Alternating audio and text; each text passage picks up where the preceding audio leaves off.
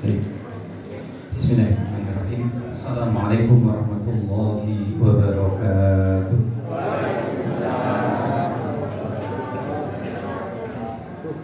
Alhamdulillah. Alhamdulillahirabbil alamin. Wal 'aqibatu lil muttaqin wa la 'udwana illa 'alal zalimin.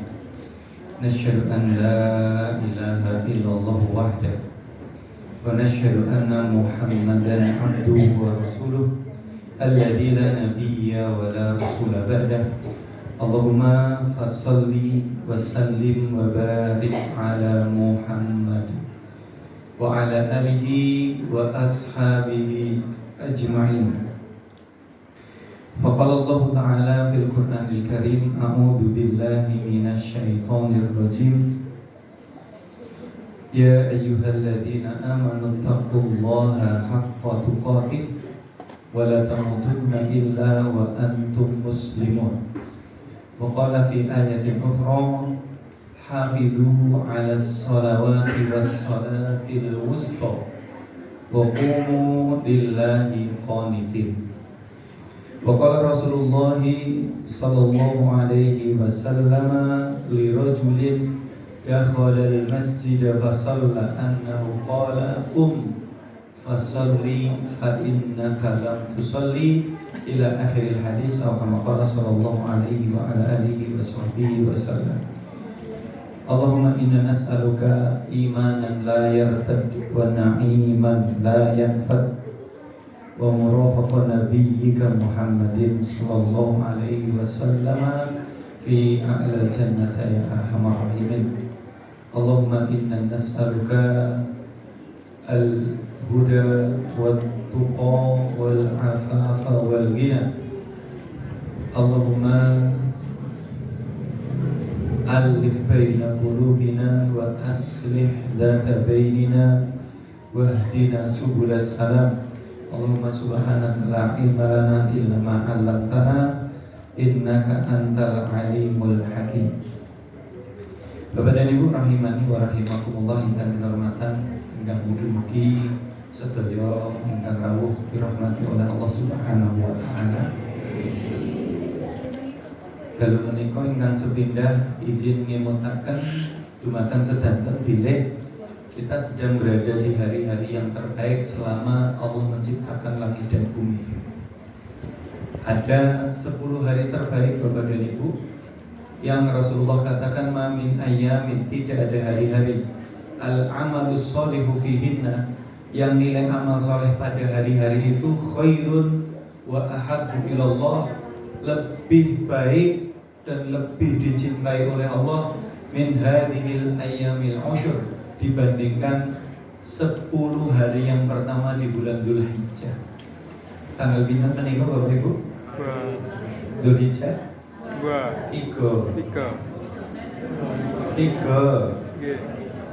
Maghrib. Ampun Masehi, kita bicara Hijriyah. Hari di dalam Islam dimulai dari adzan maghrib. Berarti kalau kita ikut kalender pemerintah, dalu menika sampun nginjak hari ketiga. Apa maknanya Bapak dan Ibu? Kita sedang berada di putaran 10 hari terbaik, yang Al-Imam Ibnu Rajab Al-Hambali bahkan mengatakan tidak ada amal soleh apapun yang bisa menyamai nilai kebaikan pahala yang dilakukan di 10 hari pertama bulan Dzulhijjah. Bahkan kata Imam Ibnu Rajab, bahkan orang yang berjihad tapi masih pulang dengan selamat niku mboten saged menyamai. Kula asring nyebutaken kados mekaten, kinten-kinten Bapak Ibu menika dalu menika nek diken perang wonten mangkat napa mundur? Saya dereng telas ya Pak ya. Saya dereng telas. Kita kalau bicara perang itu sudah bicara totalitas. Ada nyawa yang dikorbankan, ada harta yang dikeluarkan, ada waktu yang dicurahkan. Niku semua dalam konteks perbandingan amal Bapak dan Ibu boten saged menyamai. Kita pun boten bicara melebihi, enggak terlalu jauh melebihi, hanya menyamai saja tidak. Makanya Imam Ibnu Rajab Al-Hambali mengatakan betapa rugi orang yang sudah dipertemukan dengan kesempatan waktu-waktu terbaik terus boten ngopo-ngopo. 10 hari boten kata. Lantas ingin menopo bilih kula panjenengan kedah memaksimalkan hari-hari ini. Bapak dan Ibu rahimani wa rahimakumullah, justru alasan yang paling utama adalah karena waktu kita tidak banyak. Wekdalipun kula panjenengan umatipun Kanjeng Nabi Muhammad menika mboten kathah. Nabi Nuh alaihi salatu wasallam itu pembandingipun Nabi Nuh niku berdakwah tok lho niki. Berdakwahnya itu 950 tahun.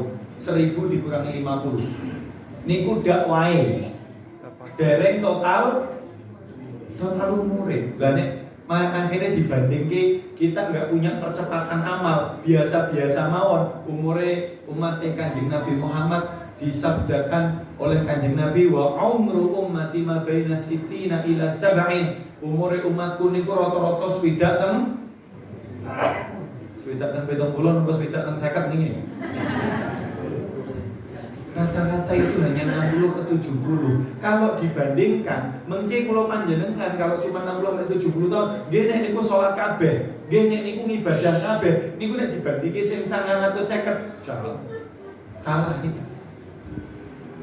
Nek pun bandingannya cuma mekaten, mungkin swargane mburi dhewe.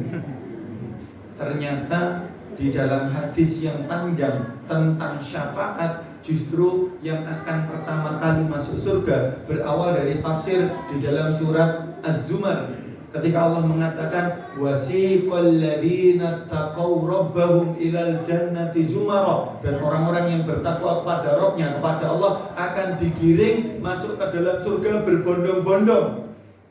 Jadi mlebet swarga niku mboten dhewe-dhewe, berbondong-bondong. Makanya wonten piyantun kok apik dipek dhewe niku pengen mlebu swarga dhewe. Nyalain nas. Betul paham? Kita nggak boleh baik sendiri. Baik itu nggak wae dewe tur aja-aja. Niku baru yang terkait.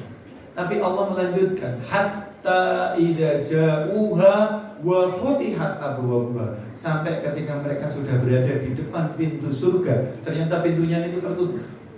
Kata-kata wawu di dalam ayat ini wa futihat itu menandakan belum dibuka sebelumnya.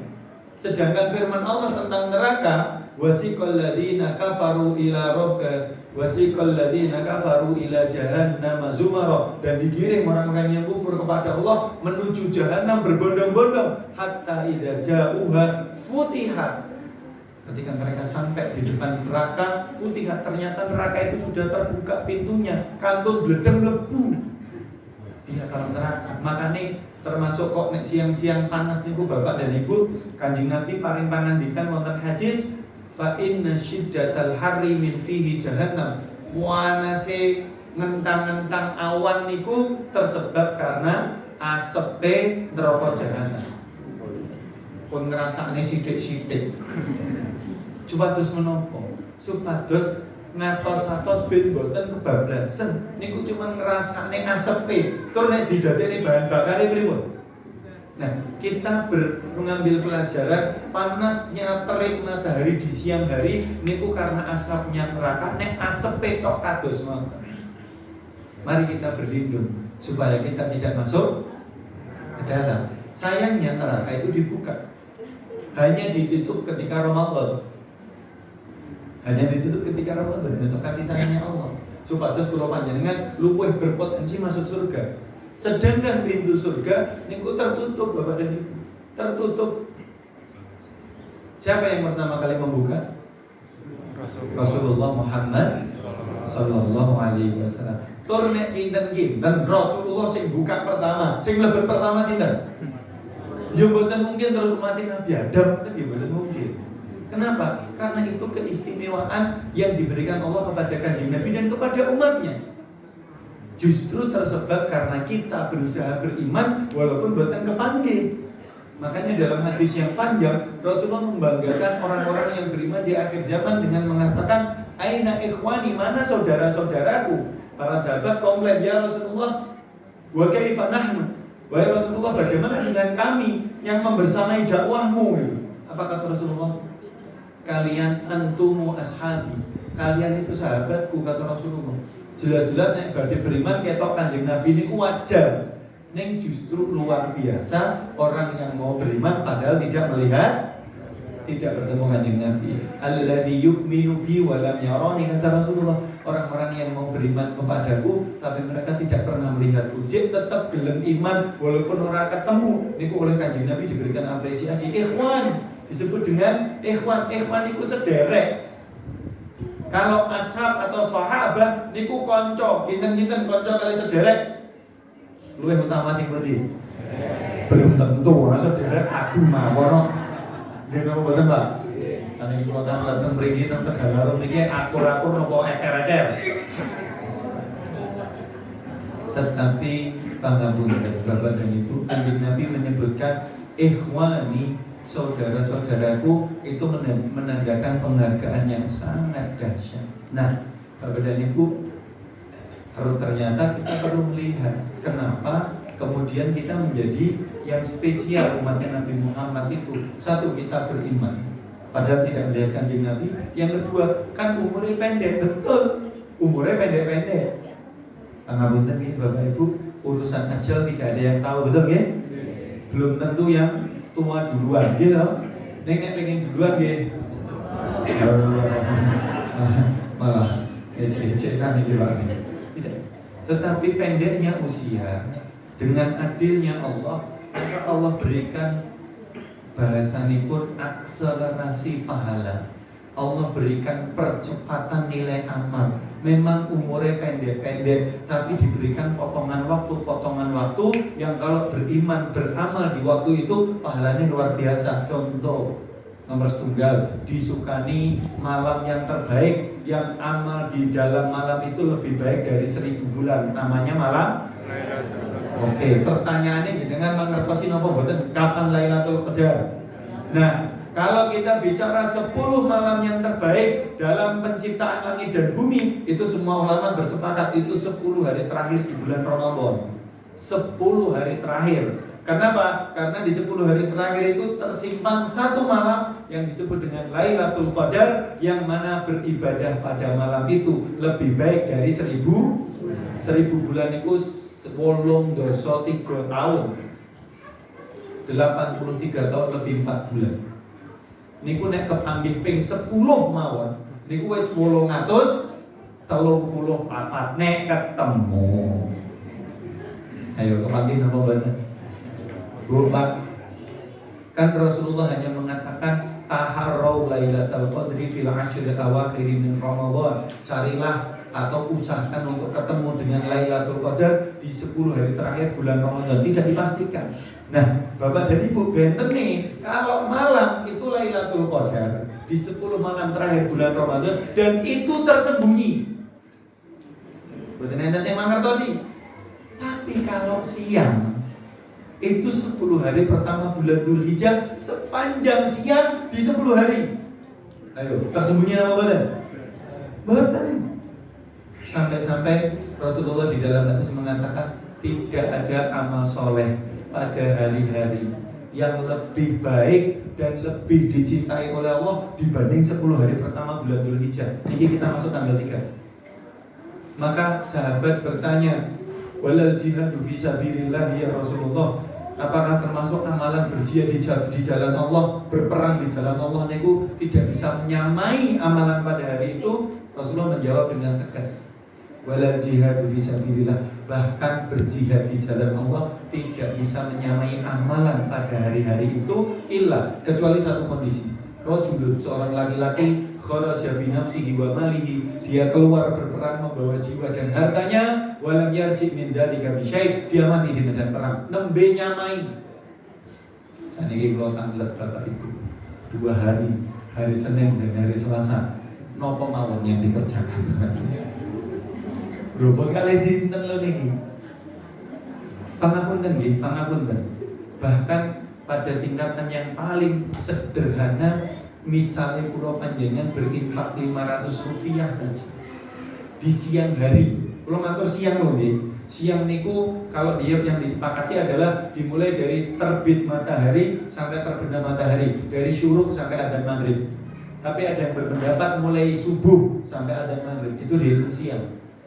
500 rupiah yang diinfakkan di siang hari misalnya sebelum asar berangkat ke masjid ngastogan 100 retis nih loh.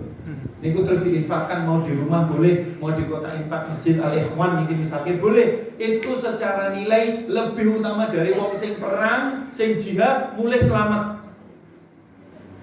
Ayo. Itu lebih utama. Sampai saking utamanya Al-Imam Ibnu Rajab Al-Hambali mengingatkan kula panjenengan dengan mengatakan al-mahrum, orang yang terhalang, laisa man khurima anil akli wa syurbi, bukan orang yang terhalang tidak bisa makan dan minum. Niku mboten terhalang. Niku cuma ditunda, nggih napa mboten?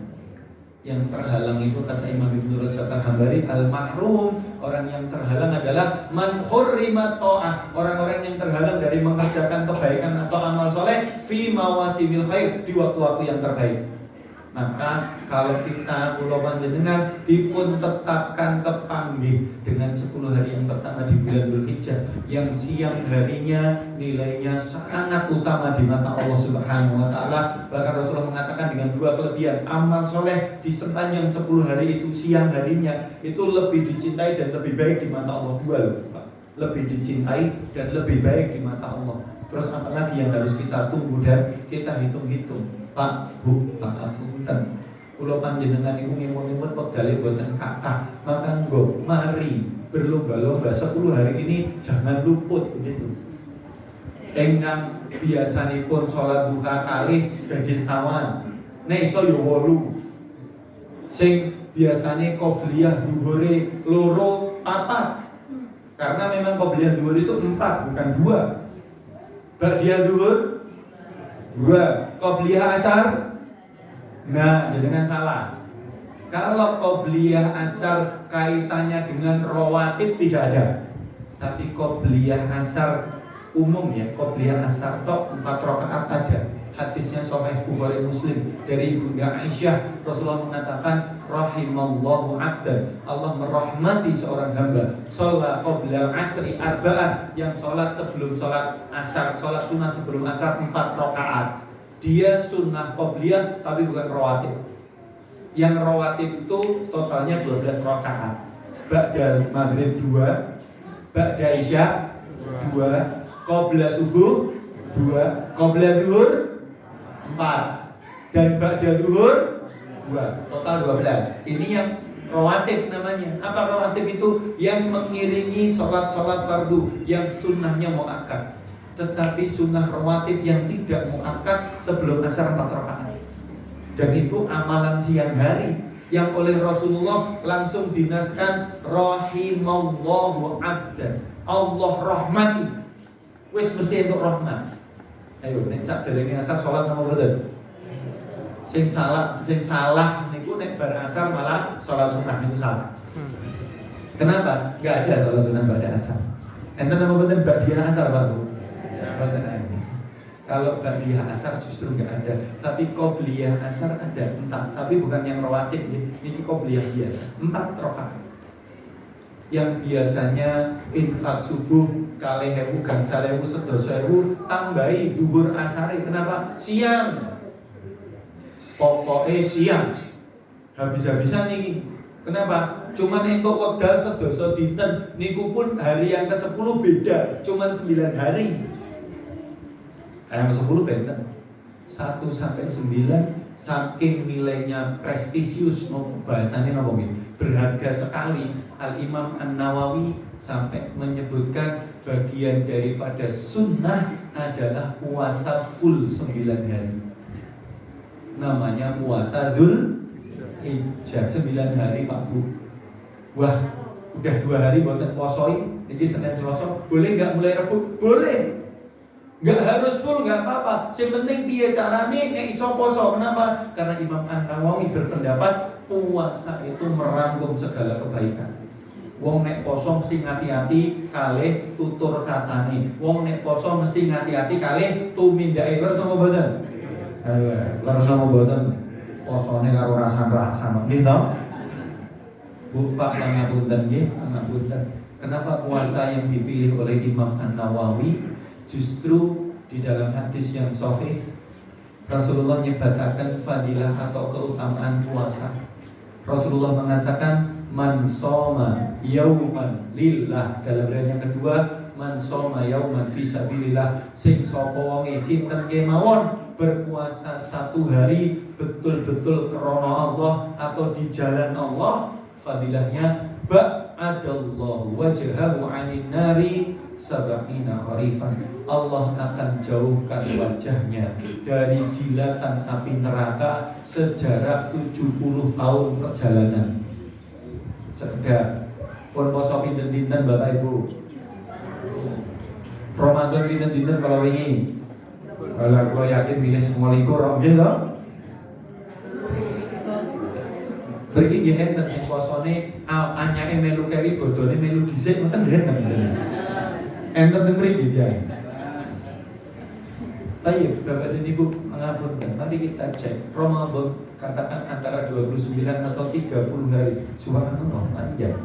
Itu masih ditambahi pulau panjenengan, saya yakin sudah mengusahakan puasa Syawal 6 hari, betul kan? Oke. Berapa hari total? Padahal satu hari saja kata Rasulullah, siapa yang berpuasa satu hari saja yang betul-betul murni karena Allah, maka akan dijauhkan dari jilatan api neraka sejarak 70 tahun perjalanan. Ditompo apa dereng pertanyaannya? Maka pahala yang luar biasa akan bertemu kebaikan yang lebih banyak kalau bertemu dengan waktu-waktu yang terbaik, diantaranya 10 hari yang pertama bulan Dzulhijjah. Maka pangapunten dalu menika mohon izin Bapak Ibu, kalau ngemutakan betul-betul monggo Bapak Ibu dimaksimalkan dan dimanfaatkan, jangan luput, jangan lewat. Dene ora iso poso full 9 hari enggak apa-apa. Pilih 8 dan 9 kalau bisa. Kenapa? 8 itu tarwiyah, 9 itu Arafah. Ning yo ora iso 8 karo 9 yo mboten napa-napa. Ning nek iso aja luput tanggal 9 Dzulhijjah yang disebut dengan hari Arafah. Kalau pakai kalender berarti tanggal 26. Kamu 27 Pak Bu, 27 pun bodoh nih Bu. Baik, kenapa? Tolong dibuletin ya.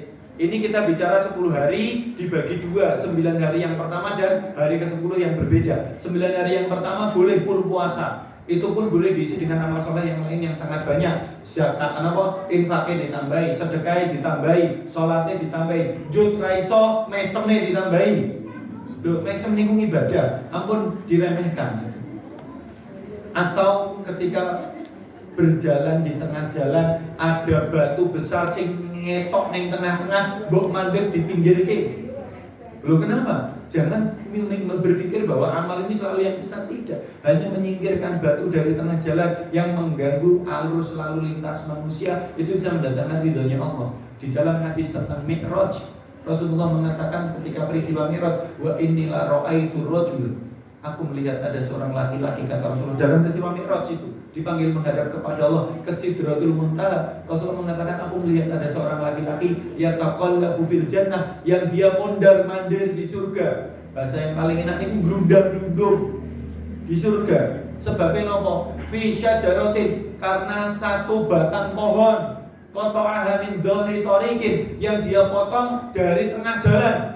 Karena yudhinas, karena sebelumnya batang pohon itu mengganggu lalu lalangnya manusia. Niku karena memotong satu batang itu dan di pinggir niku diri Allah masuk surga.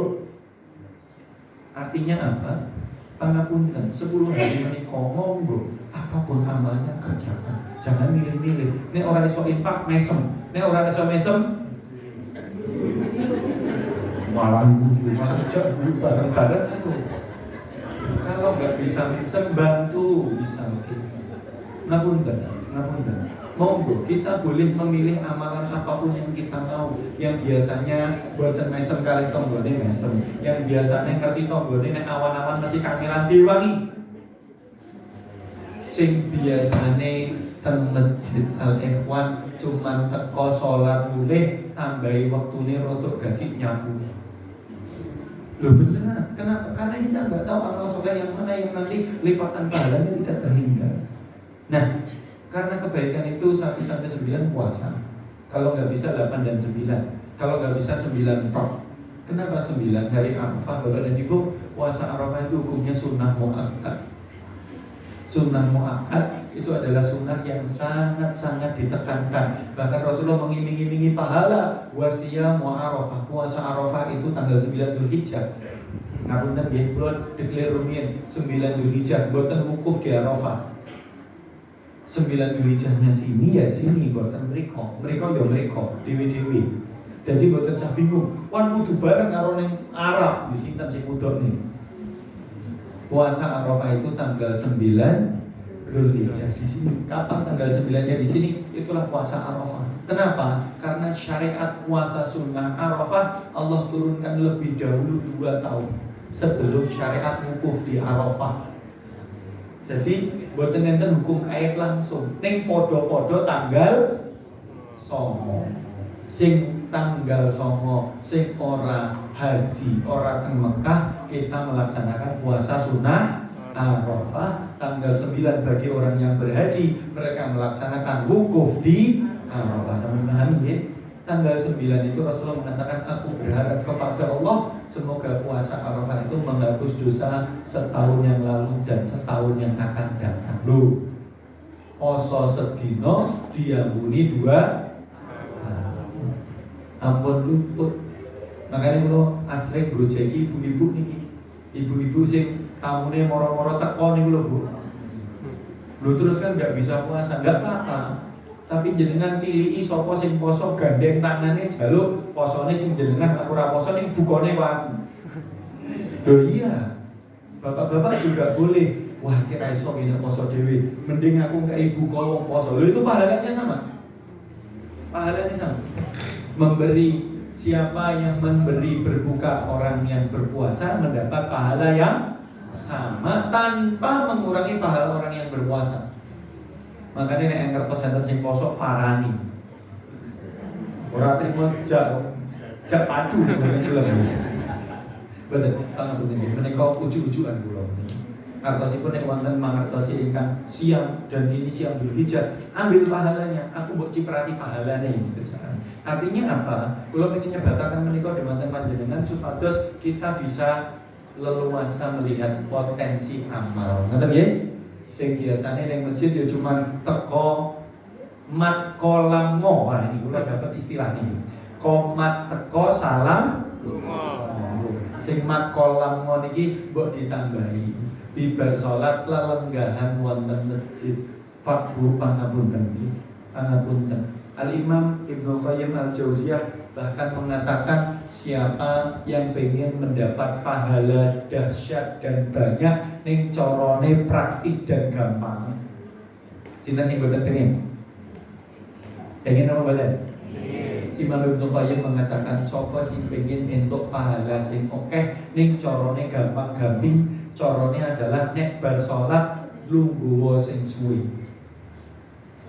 Duduk di tempat kita sholat yang lebih lama. Itu Rasulullah SAW mengatakan la tazalul malaikatu tusalli ala ahadikum. Malaikat senantiasa mendoakan salah seorang di antara kalian madama fi musallahu alladhi shalla fihi, selama dia berada di tempat duduknya, di tempat tadi dia melaksanakan sholatnya. Lama-lama duduk di tempat sholat setelah salam. Apa kata Rasulullah? Malaikat senantiasa mendoakan kepada orang ini, Allahumma gfir lahu, Allahumma arhamhu, ya Allah ampuni dia, ya Allah rahmati dia hatta yang sore, sampai dia beranjak pergi. Coba ini jenengan lu gue sejam. Ini beneran. Bu, Pak pangapunten nggih. Ini loh fadilah yang besar. Kata Imam Ibnu Qayyim, sing pengen didongakne gratis, malaikat sadar ora sadar lenggah di tempat sholatnya pasti didoakan. Sadar atau tidak sadar dapat doanya. Doanya 2, Allah ghfirlahu, Allah marhamhu. Ya Allah ampuni dia, ya Allah rahmati dia. Dan menika ingkang mendoakan adalah malaikat. Malaikat. Maka Islam mengatur kebaikan ini dengan sangat sempurna. Dari bentuk kesempurnaannya adalah Islam menetapkan tata aturan adab dalam sholat berjamaah yang kadang kula panjenengan boten sadar. bahwa adab sholat berjamaah itu sangat mendukung kebaikan. Apa adab sholat berjamaah? Adab sholat berjamaah itu bagi seorang makmum tidak boleh meninggalkan tempat duduknya sampai seorang imam bergeser. Ayo, nanti mengerti syariat ini kan apa? Bapak dan Ibu, gua pengen matur. Ini kalau syariat Islam itu sempurna. Apa buktinya? Rasulullah Shallallahu Alaihi Wasallam di dalam hadis Al-Barra bin Azib, dikatakan karena Rasulullah Shallallahu Alaihi Wasallam, bahwa Rasulullah Shallallahu Alaihi Wasallam lam yakut, tidak duduk di tempat dia berimam itu illa miqdaro, kecuali sesuai dengan sekadar istighfar 3 kali dan Allahumma antas salam. Jadi kalau dados imam itu Bapak Ibu, ngapunten nggih, di masjid Al-Ikhwan saya belum pernah berjamaah, jadi saya tidak tahu imamnya. Imam itu dia adabnya selesai sholat dia harus membalikkan badannya. Boleh 90 derajat, boleh 180 derajat. Rasulullah itu paling senang 90 derajat, ngadep ke arah kanan. Maka menurut hadis Al-Barra bin Azib, para sahabat ini pun rebut-rebutan di saf pertama sebelah kanan. Kenapa? Kata Al-Barra bin Azib radhiyallahu anhu, karena Rasulullah sallallahu alaihi wasallam aqbala alaina biwajhihi. Rasulullah itu kalau selesai sholat niku ngadep ke wajahnya kepada kami, ngadep nganan, ngalor. Maka senengnya rebutan sisih lor, ben diadep, ben didelok karo Kanjeng Nabi. Tapi tolong dicatat, berpindahnya Kanjeng Nabi, gesernya dari tempat beliau imam itu hanya sekedar setelah salam beliau baca istighfar 3 kali dan Allahumma antas salam wa minkas salam tabarakta ya dzal jalali wal ikram, terus pindah. Kenapa? Karena makmum itu tidak boleh berdiri atau meninggalkan tempat salat sampai imamnya geser. Karena Rasulullah pernah menegur para sahabat dengan mengatakan ayuhan nas, wahai sekalian manusia, wahai para sahabat, ini imamakum, aku imam kalian, kata Rasulullah. Fala tasbiquni fir ruku'i wala bis sujud. Jangan kamu dahului aku ketika ruku' dan sujud. Jenengan nek dados jamaah niku melu, mboten barengi, mboten nyepet-nyepeti. Namanya jamaah, betul kan? Jamaah niku mengikuti, bukan balapan. Maka Rasulullah negur, nek wong salat kok ngejak balapan imam, niku jamaah napa balapan? Ikuti, yang diikuti ini bukan gerakannya Pak Bu, tapi suara. Kenapa? Nek sing diikuti gerakannya mesakne sing soft kedua ora ketok, mosok dadak ngene-ngene. Paham napa mboten menika? Paham mboten? Jadi yang diikuti itu komando suaranya imam, takbir, intikal. Niku supados napa? Supados mboten wonten makmum sing mendahului imam. Karena kalau ada makmum mendahului imam itu salatnya batal. Batal loh niku. Nek jenengan siap dengan berjamaah, yo siap nderek imam. Ampun ngejak balapan imam. Ngomong nggih. Rasulullah mengatakan, aku imam kalian. Jangan kalian dahului dalam urusan rukuk dan sujud. Juga jangan kamu dahului aku meninggalkan tempat sholat. Al-insiraf namanya. Maka adabnya adalah imam itu sebelum geser, makmum nggak boleh pergi. Tapi jangan mangertos ngomong betul. Syariat ini ditetapkan justru supaya makmum mendapat kebaikan. Selama dia duduk di tempat sholatnya, dia didoakan oleh para. Nah, di sini loh, syariat ini mengikat kebaikan gitu. Memang orang itu nggak ngadep, ben apa? Ben itu pahala. Makanya imam ini mboten ngertos nih Pak Bu. Imam ini bersalam tetap ngadep kiblat. Niku makmum mboten pareng belanja. Iya, itu bagian dari tidak adab. Sayangi tangan benar. Baik imam maupun makmum kedah mengertosi ilmunya. Jadi tidak saling memberat. Nah, niki imamnya ora ngerti ilmune madhep mulon terus, makmume arep lunga. Ora oleh. Mboten pareng imam. Rasulullah sampai mengatakan fala tasbiquni, jangan kamu dahului aku. Artinya apa? Kedua-duanya saling melengkapi. Sama nggih, menika adalah syariat. Maka pilihan amal itu banyak. Selama kita tahu ilmu. Wallahu ta'ala bisawab. Bapak dan Ibu rahimani wa rahimakumullah, menika berkaitan tentang fadilah 10 hari pertama bulan Dzulhijjah. Kula izin betul-betul nyampaikan karena terlalu bernilai kalau kemudian kita sia-siakan. Maka monggo dicek 1 sampai 9 itu tadi puasa, sedangkan hari ke-10 atau tanggal 10 berbeda. Tanggal ke-10 niku kenapa dijadikan hari raya Bapak dan Ibu mengertosi napa mboten? Kenapa hari raya Idul Adha itu tanggal 10 Dzulhijjah? Kenapa enggak tanggal 9? Pak, ampun jawab wis kokono ya. Ampun jawab wis kokono ya. Tetapi ternyata Al-Imam Ibnu Rajab Al-Hambali di dalam kitabnya Lataiful Ma'arif mengatakan tanggal hari raya Idul Adha dijatuhkan tanggal 10 Dzulhijjah itu tersebab karena di tanggal 9 ketika hari Arafah Allah paling banyak membebaskan hambanya dari siksa api neraka. Artosipun nopo, kenapa kita diminta puasa sunnah tanggal 9 ben kapetang ben termasuk sing dibebasi Gusti Allah dari siksa api neraka. Maka kalau tanggal 9 sudah puasa, sudah bisa terbebas dari api neraka, maka tanggal 11 layak untuk berhari mesem. Sama, karena kita sudah puasa Ramadan 1 bulan penuh, sing mugi-mugi kepake dengan Lailatul Qadar. Maka tanggal 1 Syawal kita layak berhari raya. Niki case-nya, kasuistiknya sama, fadilahnya mirip walaupun dengan amalan yang sedikit berbeda. Maka tanggal 9 ampun luput, baru tanggal 10 kita Idul Adha. Apa itu Idul Adha? Hari raya Al-Adha itu dari kata adhohi atau udhiyah, itu sembelihan. Maka Idul Adha itu setelah kita bersyukur kepada Allah melaksanakan sholat sunnah Idul Adha, ibadah yang terbaik adalah menyembelih hewan kurban. Pak Bu menawi wonten ingkang sampun niat dan bisa menyembelih hewan kurban, mari kita sama-sama mendoakan semoga Allah ampuni, semoga Allah terima dan ampuni dosa-dosa kita. Karena hadis bagi orang yang berjalan berkurban tidak boleh memotong kuku dan rambut, betul ya? Ada salah satu pendapat bahwa yang tidak boleh dipotong kuku dan rambut itu hewan kurbannya. Loh sekedar tenanan ini. Kenapa? Karena semua bagian dari hewan kurban itu mendatangkan pahala.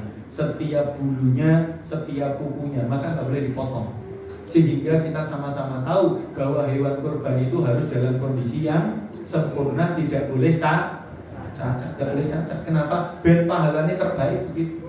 Coba nek gemuk, lemu, ginuk, terus tanduknya panjang, itu lebih baik. Nek moro-moro diserahkan ke masjid, diserahkan kepada panitia, kemudian panitia sudah menerima angkot serah terima, kemudian leh nali luput sae cedak sijilan sijine, terus dia beradu bertanduk-tanduk, tanduknya patah, panitia harus mengganti. Loh beneran, ini kaidah fikih. Kenapa? Karena panjenengan menerima amanah secara utuh, maka harus dijaga dengan sebaik-baiknya. Dan terus panitia ini mboten ringan, Pak. Itu pun nggak boleh bagi-bagi sak penake. Di Masjid Al-Ikhwan biasanya korban ada berapa ratus sapi, Pak? Berapa di sini, Pak? 6 sapi, alhamdulillah. Kambing biasanya lebih dari 10. Dibagi berapa kakak? 300 sapi. Berarti paling boten kalau 6 sapi 300 kakak, berarti boten kira sak kakak itu 1 kilo lah minimal, betul ya? Minimal loh nih Bu. Karena biasanya kalau satu sapi itu kami ini ukurnya dengan 100 kakak. Minimal satu sapi itu 100 kilo daging biasanya. Baik, kita switch ya. Kita switch. Yang tidak boleh memotong kuku dan rambut itu menurut pendapat yang ini adalah hewan kurbannya, bukan sahibul kurbannya. Tapi pendapat yang disahihkan atau diluruskan oleh Syekh Muhammad bin Shalih Al-Fauzan justru adalah yang tidak boleh memotong kuku dan rambut adalah sahibul kurban yang namanya diakotkan. Bukan semuanya, hanya satu orang. Kalau satu rumah itu berarti 5.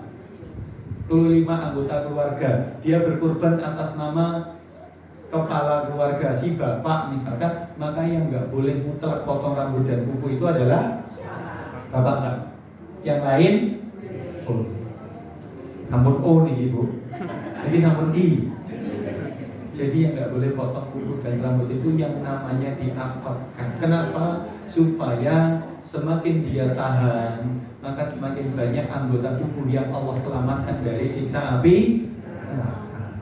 Jadi boleh dipotong kapan? Ketika hewannya sudah disembelih. Masalahnya ada hewan-hewan yang disembelih bukan pada hari raya Idul Adha. Betul ya? Kadang ada hewan yang penyembelihannya ditunda ketika hari tasyrik. Di titik itu sohibul kurban harus tahu betul kapan hewannya disembelih. Kalau memang hari tasyrik, ya nahan, buatan potong-potong sampai hewannya disembelih. Kami di kafi yang kami biasanya baksos tebar hewan kurban di pelosok-pelosok, itu kami selalu memilih tasyrik, minimal tasyrik kedua. Kenapa? Karena hari pertama itu masing-masing personalnya berkhidmat di rumahnya masing-masing, di masjidnya masing-masing. Hari pertama itu leren biasanya. Maka kita baru nyembelih hari kedua. Maka sohibul kurban kami semuanya akan kami berikan info bahwa hewan kurbannya baru akan disembelih di hari kedua atau ketiga begitu. Baru dia nanti setelah itu boleh potong-potong. Dari beberapa itu. Apa ada yang dipotong hewannya atau kuku rambutnya? Namun ini tanggal 10 Dzulhijjah. Adapun bagi orang-orang yang belum mampu berkurban, pangapunten nggih Bapak Ibu, kula izin nyebataken bahwa nominal kurban tidak harus sesuai dengan iuran di masjid. Menika kula kedah matur. Di masjid Al-Ihsan berapa iuran, Pak? Iya, iuran sapinya berapa? Oke, 3.450.000 itu sudah plus operasional ya. Nah, kalau ternyata ada bapak dan ibu yang pangapunten nggih, pengen kurban ini rezekinya urung tutup 3.450.000, tetap boleh kurban. Kenapa? Karena acuan nominal yang ditetapkan di masjid itu adalah acuan untuk kebersamaan dan itu baik. Kenapa? Supaya guyub, karena syariat ini adalah syariat untuk ibadah bersama-sama. Betul ya? Nek ewadene kok duwene ora sampai sakmono, cuman duwe 1,5 juta misalnya. Boleh kurban atau tidak? Boleh. Selama dia bisa mendapat hewan yang memenuhi syarat dengan nominal 1,5 juta. Dan kula nyuwun izin matur, tidak harus jantan. Di dalam fikih 4 mazhab disebutkan tidak ada syarat harus jantan. Monggo. Yang mengharuskan jantan itu kita. Karena mareme lanang itu tidak mengubah ketentuan fikih bahwa boleh betina. Ya. Akikoh sama. Akikoh itu hanya ditetapkan nek anaknya laki-laki 2 ekor kambing. Gak ada keterangan 2 ekor kambing jantan, gak ada. Lo bener kan ini? Jangan dipersulit hal-hal yang mudah. Jangan menentukan hal-hal yang tidak ditetapkan syariat. Jantan gak harus, tapi nek sakit lebih baik. Kenapa? Karena lebih bahasanya, jika dia bisa menghadirkan hewan yang lebih baik, maka pahalanya lebih. Kenapa jantan? Karena dia jantan itu luweh ketok gede gagah. Gini mau betul Pak? Padahal asli nenek dagingnya bandingannya kali betina. Loh, saat ini hitung-hitungan kilo-kilo yang sama itu Pak. Itu kalau jantan itu harga 21 juta itu dengan kilo yang sama betina itu paling angkanya 18 juta. Kami di kafi, namun tadi menikah sharing nih, saya cuma ingin menyampaikan pendapat fikih loh menikah. Tidak ada satupun pendapat dalam fikih 4 mazhab yang mengharuskan jantan, nggak ada. Nggak ada memang. Rasulullah itu hanya dikatakan karena Rasulullah sallallahu alaihi wasallam yudahi bikabshaini amlahaini akronain. Rasulullah ini hanya disebutkan Rasulullah berkorban dengan 2 ekor domba yang lemu ginuk-ginuk dan tanduknya panjang, tidak disebut jenis kelamin. Hari ini Bapak dan Ibu, betina babon niku harganya nggak sampai 1 juta. Terakhir kami survei tempat pembaruan kurban di Selo nih. Selo. Gue lali ya. Di Selo naik dikit diketok ya, bawahnya ketok itu. Kita ketika survei tempat pembaruan kurban karena memang kondisi ekonominya agak menengah ke bawah gitu. Tapi semua rumah punya hewan. Karena niku nggih duwe jagan bahasanya begitu. Nek butuh nopo-nopo sak waya-waya ngedol kewan kan gitu. Niku di sana kita ditawari satu babon sama dua anaknya 800.000 ton. Jenengan bayari Mas. Boten enten regine pinten Pak Bu? 800.000. Boleh enggak dijadikan hewan kurban? Kalau induknya boleh, anaknya enggak boleh. Kenapa? Karena hewan kurban itu untuk kambing itu usia minimalnya 1 tahun. Sapi 2 tahun. Ya sudah, poel itu sudah berganti gigi. Jadi cuma poelnya ganti giginya, nggak ada jenis kelaminnya Pak. Makanya pangapunten, nyuwun izin di pangapunten. Syariat itu mudah, ada yang mempersulit itu kita. Wah, aku ra iso nek telu, ngapunten dipanggil kula liburin, nek telu papat 50 iki rong cukup. Mboten napa-napa nek dalan cekap, tapi kan bisa beli kambing atau beli hewan yang di bawah harga itu, Bu. Tapi nek saged nyengkuyung syiar di Masjid Al-Ikhwan dengan harga per satu bagian 3.450 lebih bagus. Kenapa? Karena ini adalah syiar kebersamaan. Maka dua-duanya boleh. Artosipun jangan membatasi ruang yang memang dibuka oleh syariat. Pun begitu, punya juga itu. Kalaulah kemudian dia tidak punya rezeki, boten pikantuk rezeki, nggak punya harta, moro-moro mak beduduk tanggal 13 Dzulhijjah tak tasrik ketiga ba'da asar entuk transferan 2 yuta. Ngapunten iki ilustrasi mawon nggih. Moro-moro hari tasyrik ketiga, berarti tanggal 13 Dzulhijjah ba'da asar dapat transferan 2 juta. Boleh dia berkurban? Boleh, masih waktunya. Waktunya sampai adzan maghrib menutup hari ke-13. Maka dia boleh. Sehingga di dalam poin ini pangapunten izin menyampaikan fikihnya bahwa yang dijadikan acuan itu penyembelihannya, bukan pembagiannya. Kalau dia nyembelihnya di akhir hari tanggal 13 pada asar dia baru nyembelih. Berarti nek ketemu adzan maghrib hari ke-14 kira-kira pun rampung apa dereng? Nah, nggak ada masalah pembagiannya. Sing penting belai orang lewati itu boleh dan mendapat pahala yang sama. Ini juga menjadi acuan jawaban kalau ada pertanyaan, bolehkah daging hewan kurban diolah jadi rendang, jadi kornet, jadi masakan kemasan untuk kemudian didistribusikan di daerah-daerah pelosok yang terpencil yang butuh nutrisi, tapi waktunya melebihi waktu kurban? Jawabannya boleh. Yang tidak boleh niku sehingga boten pareng nabrak niku adalah nyembelihnya. Yang kedua, sekalian masalah kurban di Bapak Ibu nggih. Yang kedua, kalau qadarullah terjadi kasus penyembelihan, mereka jagalipun sinten? Wonten. Oke, bagi antara sini. Alatnya tajam-tajam nih, Pak. Oke. Kalau terjadi penyembelihan yang ternyata tiba-tiba dalam kasus ketika dia menyembelih boten sengaja ataupun sengaja pisaunya terangkat. Ayo, apa yang terjadi? Baleni nopo dicolke? Kita bicara kasus fikih menika supados tahu hukum. Kalau nyembelih, pangapunten nggih, sengaja atau tidak sengaja jagale pas belah niku merucut. Terlepas. Dereng mati. Pun separuh.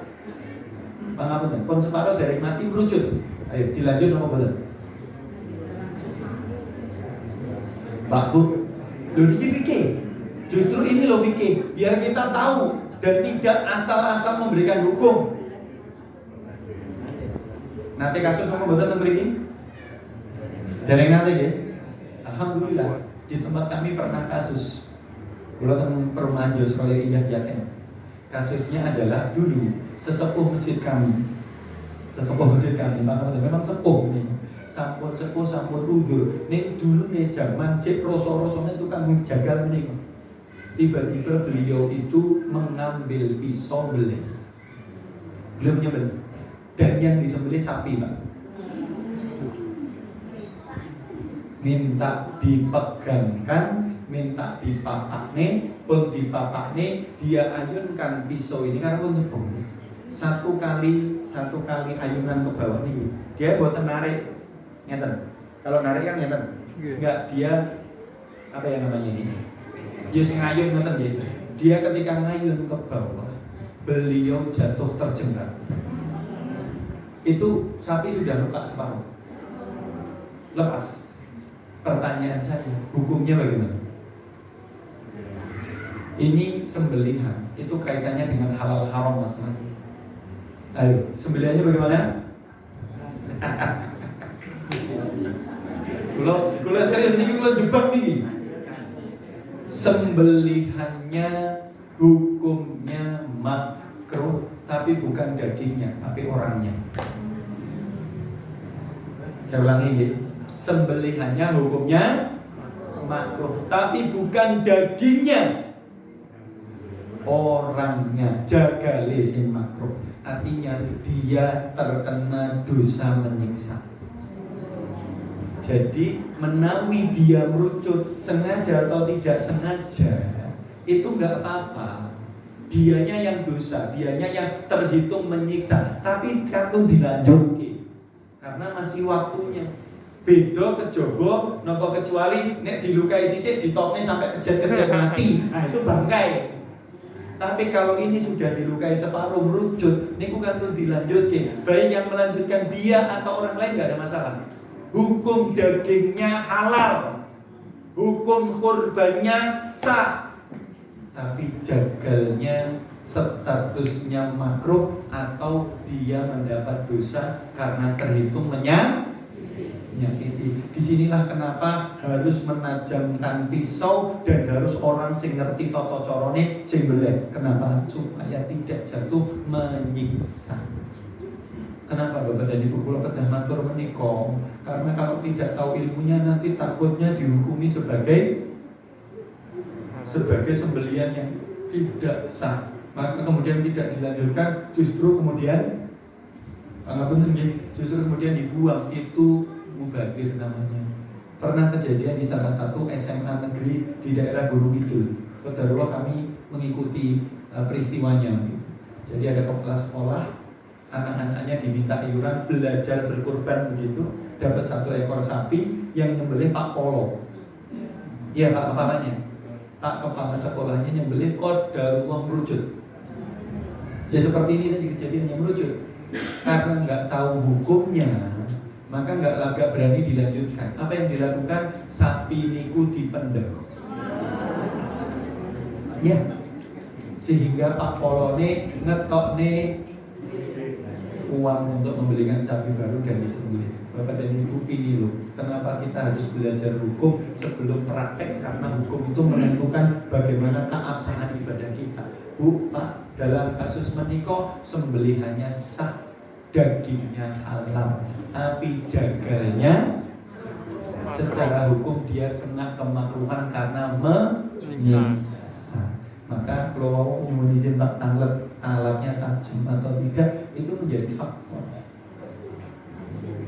Yang kedua, saya yakin ini akan menjadi kontroversi, tapi mohon izin menyebutkan siapa-siapa yang ikut bantu dan rela di pelaksanaan ibadah kurban yang kemudian bahasa umumnya tercatat sebagai panitia, karena mungkin secara hukum syar'i tidak boleh mendapat upah dari hewan kurban. Di sini panitia dapat jatah hewan nggak Pak? Dapat jatah tambahan daging apa bukan? Rewangan sebentar. Yang rewang, yang ngewangi, sing meragat, sing enek sing tukang potong, enek sing tukang nimbal, niku dapat. Ayo, sebentar ya. Saya sebutkan hadisnya. Iya, ada hadisnya sahih. Kedah atas. Sekedar ngapunten, Pak Bu, saya yakin ini akan kontroversi, tapi tolong didudukkan dengan hati yang lapang ya. Saya yang ingin membawa panjenengan melihat ilmunya, bukan orang itu jatai. Coba. Rasulullah SAW di dalam hadis yang diriwayatkan oleh Imam Bukhari dan Imam Muslim, menika hadisipun sahih dari Ali bin Abi Thalib radhiyallahu anhu anna nabiyya sallallahu alaihi wasallam amarahu an yaquma ala badanatin. Rasulullah memerintahkan Ali untuk mengurusi penyembelihan unta kurbannya Rasulullah. Ali dimintai Rasulullah untuk menjadi sing ngurusi kurbannya Kanjeng Nabi unta. Badanah itu unta betina. Badanah itu unta betina. Makanya jenis kelamin tidak masalah. Kalau nakoh unta jantan. Ini badanah unta betina. Yang dikurbankan Rasulullah diperintahkan Ali untuk mengurusi. Apa kata Ali bin Abi Thalib? Wa amarohu an yuqassima badanahu kulluha luhumuha wa juluduha wa jalaluha fil masakin wa la yu'ti fi jazaratiha minha syai'. Apa artinya? Aku diperintahkan untuk membagikan semua bagian kulit dan tubuh dan daging dan punggung dari hewan kurban seluruhnya untuk orang miskin, dan aku diperintahkan agar tidak memberikan bagian apapun dari daging kurban itu bagi tukang jagal dan yang membantu penjagalan. Pak Bu pengapunnya sekedar. Makanya tadi kalau tanggal 3, 4, 50 sudah ada biaya operasional kan. Maka kalau mau ngasih upah jagal dan orang-orang yang bantu boleh dari uang operasional, bukan dari daging kurban. Kenapa? Karena daging kurban itu bukan haknya upah. Daging kurban itu pembagiannya hanya 3. Satu sohibul kurban, sepertiga. Yang kedua, sepertiga yang kedua itu karib kerabat dan tetangga dekat sohibul kurban. Dan yang ketiga fakir miskin. Biasanya hak yang pertama diminta, betul ya? Sohibul kurban dapat jatah ya. Nah, hak yang kedua, ketiga ini boleh diakotkan. Misalkan ke masjid masak-masak itu boleh pakai akot yang kedua, sepertiga yang kedua. Tapi tidak pernah ada pembolehan untuk upah. Kenapa? Sekedar. Maka kita merucut ini. Mungkin siapa jenengan biar orang itu upah. Sekedar. Saya ingin nyampaikan. Para ulama menjelaskan kenapa tukang jagal tidak diupah dari daging kurban. Karena ada 2. 1, diupah dari uang yang lain atau dana yang lain. Tidak boleh dari hewan kurban. Dan yang kedua, supaya semua nilai amal ibadah kula panjenengan boten hanya entuk walesan daging ning donya. Kita kalau sedang bantu-bantu, kemudian ngapunten terhitung panitia, kemudian dikasih upah dari daging kurban. 1, secara hukum hadis ini tidak sah. Yang kedua, terlalu remeh amal ibadah kita kalau dinilai hanya dengan sekantong daging. Bapak dan Ibu pangapunten, monggo ini saya menyampaikan hadis. Kalaulah ini nanti jadi ontran-ontran, pro kontra, saya hanya minta satu hal. Letakkan keimanan di atas logika. Kenapa? Kalau kita pakai logika, kabeh pengen untuk oke. Mungkin apa betul? Sana ini cobi. Kasuistiknya adalah, coba kalau satu rumah ada 5 orang, 5-5-nya jadi panitia. Sekedar, mari kita jawab. 5-5-nya jadi panitia dan kabeh untuk tambah. Ayo, kakean apa betul? Harusnya yang mendapat bagian daging kurban yang lebih banyak adalah mereka-mereka yang memang jarang makan daging dalam putaran 1 tahun. Boten kula panjenengan sing wis sering.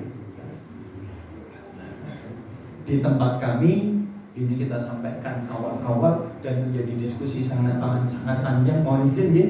Dan kemudian disepakati bahwa semua yang terlibat tetap dihitung kepanitiaan dan dihitung mendapat uang lelah, tapi tidak dari dagingnya, tapi dikasih biaya uang lelah. Dari mana? Boleh dari sohibul kurban, uang operasional yang sudah dialokasikan, atau bahkan diambilkan dari kas masjid sebagai membolehkan. Kenapa? Karena kas masjid itu untuk kemaslahatan. Kenapa kok sampai di masjid-masjid? Ya karena hari ini kita berkurbannya di masjid, walaupun ada yang melarang. Karena kurban itu tidak ada sangkut pautnya dengan masjid. Tetapi karena prakteknya ibadah kurban itu di kondisi masyarakat kita itu nyentralnya di masjid, nyuwun izin bahwa infak masjid niku mboten cuman nggo kipas angin, AC, lampu listrik lho. Maslahat umat. Maka pangapunten kula nyebataken menika supados ngantos-antos boten menabrak tata aturan Gusti Allah dan Rasulullah sallallahu alaihi wasallam. Itu pun ditambah bahwa panitia juga tidak boleh mentransaksikan kulit. Mereka kulit dibagi apa tidak? Dibagi, Pak. Dibagi, subhanallah. Di sini dibagi, Pak. Masya Allah. Bagus. Mantap.